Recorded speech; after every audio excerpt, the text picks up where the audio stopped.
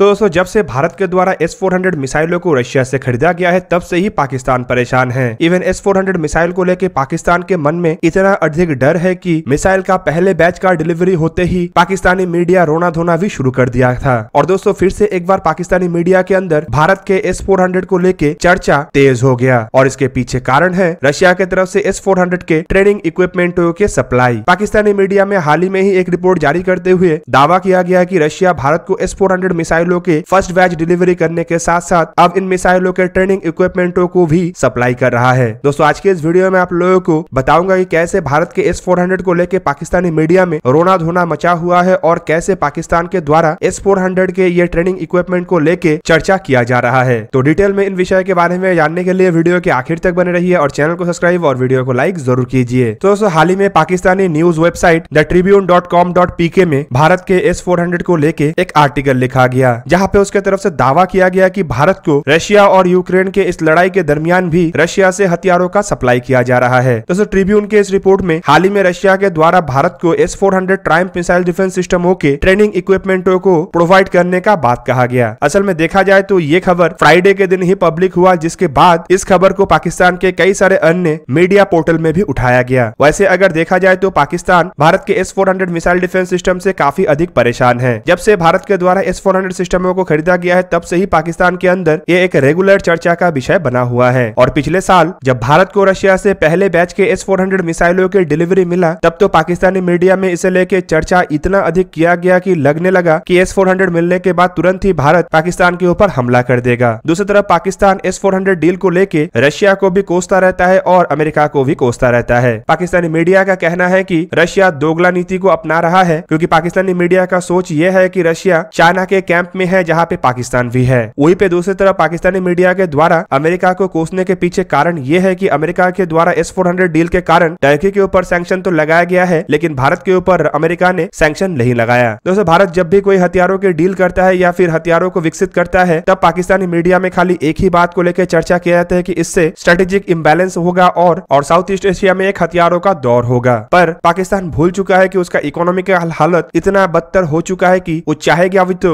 हथियारों का दौर में शामिल नहीं हो सकेगा। और फिलहाल पाकिस्तान का अगर इकोनॉमी सुधरता भी है तो दुनिया में ऐसा कोई देश बचा नहीं है जो उसे कोई आधुनिक हथियार दे। दोस्तों ट्रिब्यून के रिपोर्ट में इंडियन मीडिया का हवाला देते हुए बताया जा रहा है कि दिसंबर महीने में ही भारत की तरफ से अनाउंसमेंट किया गया था कि भारत को रशिया से S-400 का डिलीवरी मिला है। वैसे अगर देखा जाए तो भारत के अंदर रिपोर्टों के मुताबिक नवंबर महीने में ही भारत को S-400 का डिलीवरी मिला था। ऊपर से अन्य कुछ मीडिया रिपोर्टों का हवाला देते हुए पाकिस्तानी मीडिया का कहना है कि यूक्रेन और रशिया के लड़ाई के दरमियान भी रशिया की तरफ से भारत को डिफेंस इक्विपमेंटों का सप्लाई किया जा रहा है, जिनमें S-400 के ट्रेनिंग इक्विपमेंट से शुरू करके फाइटर एयरक्राफ्टों के ओवरऑल इंजन, स्पेयर पार्ट्स और फाइटर एयरक्राफ्टों के लिए अन्य आवश्यक इक्विपमेंट भी शामिल है। हालांकि इस रिपोर्ट में यह भी दावा किया गया है कि इस बार जो S-400 के ट्रेनिंग इक्विपमेंट भेजा गया है इसमें मिसाइल या मिसाइल लॉन्चरों के पार्ट्स नहीं है। पर पाकिस्तानी मीडिया का कहना है कि इस बार के शिपमेंट में पहले स्क्वाड्रन के जो मिसाइलों के डिलीवरी हुआ है उसके बाकी कुछ ऐसे महत्वपूर्ण पार्ट्स है जिसके सहारे अब ये पहला स्क्वाड्रन संपूर्ण रूप से ऑपरेशनल हो सकेगा। पाकिस्तानी मीडिया का यह भी दावा है कि भारत असल में इन मिसाइलों को पाकिस्तान के खिलाफ इस्तेमाल करने के लिए ही हासिल कर रहा है और इस बात को साबित करने के लिए पाकिस्तान के द्वारा ये तथ्य दिया जा रहा है कि पहला स्क्वाड्रन को ही पाकिस्तान के बॉर्डर रीजन में मतलब पंजाब राज्य में डिप्लॉय किया जा रहा है। दोस्तों पाकिस्तानी मीडिया के इस रिपोर्ट में भारत और रशिया को एक क्लोज तरीन एलाई भी कहा गया है। इवन उनका यह भी दावा है कि जब से रशिया यूक्रेन के ऊपर हमला किया है तब से भारत की तरफ से गुटनिरपेक्षता तो दिखाया गया है, लेकिन भारत असल में रशिया के पक्ष में है। वहीं पे पाकिस्तानी मीडिया का यह भी कहना है कि भारत के द्वारा लड़ाई को पीसफुल रेजोल्यूशन के तहत समाप्त करने का भी बात कहा जा रहा है। तो वहीं पे जब रशिया के खिलाफ कोई भी रेजोल्यूशन आ रहा है तो भारत उससे वोट करने पे दूर रह रहा है। पाकिस्तानी मीडिया का यह भी कहना है कि दशकों तक रशिया और भारत के बीच में क्लोज तरीन एलाई रिलेशन रहने के बावजूद भी भारत अब अमेरिका के करीब हो रहा है। दोस्तों पाकिस्तान के इस न्यूज वेबसाइट में भारत और रशिया के बीच में हुए S-400 के डील और इसे लेके अमेरिका के नाकाम प्रयासों के बारे में भी चर्चा किया गया है। उनके द्वारा बताया गया है कि असल में साल 2018 में रशिया और भारत के बीच में $5.5 बिलियन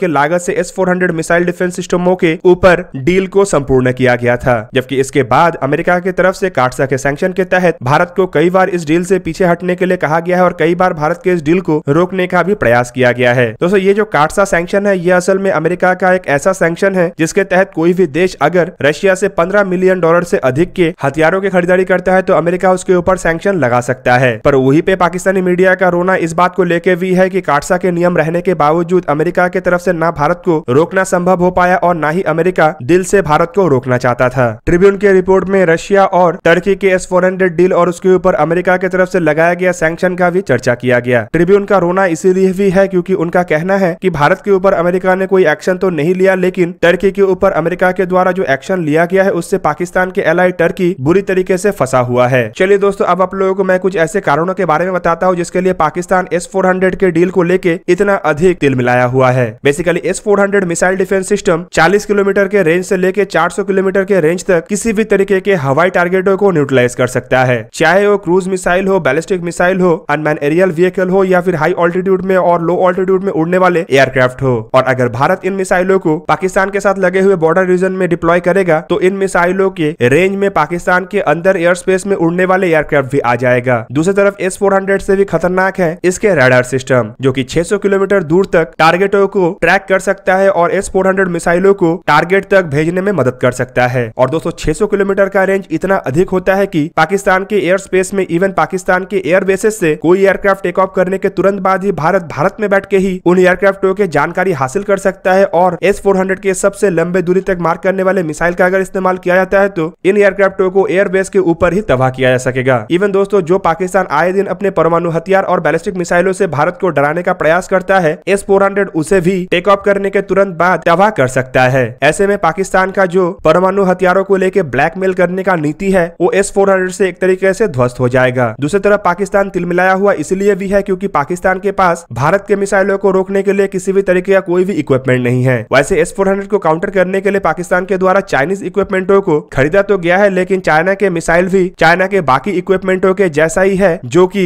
डुप्लीकेट पार्ट से बनता है और कोई काम का नहीं। दोस्तों इसके अलावा पाकिस्तान के रोने के और एक कारण है, कोई भी देश पाकिस्तान को नहीं पूछ रहा है। बेसिकली दोस्तों बीते 4-5 साल से पाकिस्तान के डिप्लोमेसी इतना बदतर हो चुका है कि दुनिया के किसी भी देश के द्वारा ना पाकिस्तान को कोई वैल्यू दिया जा रहा है और ना ही पाकिस्तान के प्रधानमंत्री या फिर आर्मी चीफ को कोई वैल्यू दिया जा रहा है। जहाँ पे भी पाकिस्तान के प्रधानमंत्री बीते 4-5 सालों के अंदर दौरे पे गए हैं, वहीं पे ही पाकिस्तान को बेइज्जती झेलना पड़ा है। चाहे वो पाकिस्तान के पूर्व प्रधानमंत्री के अमेरिकी एयरपोर्ट में कपड़े उतार के तलाशी लेना हो या फिर अन्य और एक प्रधानमंत्री के अमेरिका पहुंचने पे किसी भी बड़े अधिकारी के द्वारा उन्हें रिसीव ना करना हो। इवन आप लोगों को पता भी होगा कि पाकिस्तान के पूर्व प्रधानमंत्री इमरान खान जब अमेरिका के दौरे पे गए थे तब उन्हें मेट्रो ट्रेन का सफर करना पड़ा। और दूसरी तरफ जो बाइडेन अपने पद संभालने के बाद पाकिस्तान के प्रधानमंत्री को एक कॉल भी नहीं किए। रहा बात हथियारों का डील, तो दोस्तों अमेरिका तो पाकिस्तान को अब हथियार दे नहीं रहा है। दूसरी तरफ पाकिस्तान को जो बीते कई सालों से अमेरिका से मिलिट्री एड मिल रहा था वो भी अमेरिका के द्वारा देना बंद कर दिया गया। इवन अगर कोई अन्य देश जो कि अमेरिका के साथ थोड़ा अच्छा रिश्ता रखता है वो अगर पाकिस्तान को हथियार देने जाता है तब भी अमेरिका के द्वारा हथियारों के डील को रद्द कर दिया जाता है, जैसे कि टर्की के अटैक हेलीकॉप्टर को लेके हुआ था। दोस्तों इससे अब पाकिस्तान के सामने चाइना के अलावा और कोई रास्ता बचा नहीं। चाइनीज हथियारों से परेशान होकर पाकिस्तान एक बार रशिया की तरफ जाने का प्रयास तो किया था, लेकिन रशिया की तरफ से भी पाकिस्तान को कोई भाव नहीं दिया गया। दूसरी तरफ रशिया पाकिस्तान को हथियार देके भारत जैसे क्लोज तरीन एलाई और दोस्त को खोना नहीं चाहता है। ऐसे में रशिया भी पाकिस्तान को हथियार देने में कोई इंटरेस्ट नहीं रखता और दूसरी तरफ पाकिस्तान रशिया के हथियारों को खरीदने का औकात भी नहीं रखता है। और दोस्तों इस दरमियान अगर पाकिस्तानी मीडिया को आए दिन ये सुनने को मिलेगा कि रशिया के द्वारा भारत को एक के बाद एक नया हथियार दिया जा रहा है और दोनों देशों के बीच में ट्रेड और इकोनॉमी के साथ साथ डिफेंस के नए से नए डील को अंजाम दिया जा रहा है, तो ऑब्वियसली पाकिस्तानी मीडिया के अंदर इसे लेके जलन तो होगा ही। और दोस्तों ये जलन tribune.com.pk के इस रिपोर्ट में साफ साफ झलक रहा था। दोस्तों ये था आज का वीडियो। अगर आपको वीडियो अच्छा लगा तो लाइक कीजिए और मेरे चैनल को सब्सक्राइब कीजिए और साथ में बना हुआ बेल आइकन को भी प्रेस कर दीजिए ताकि आप मेरा वीडियो देख पाए सबसे पहले। जय हिंद।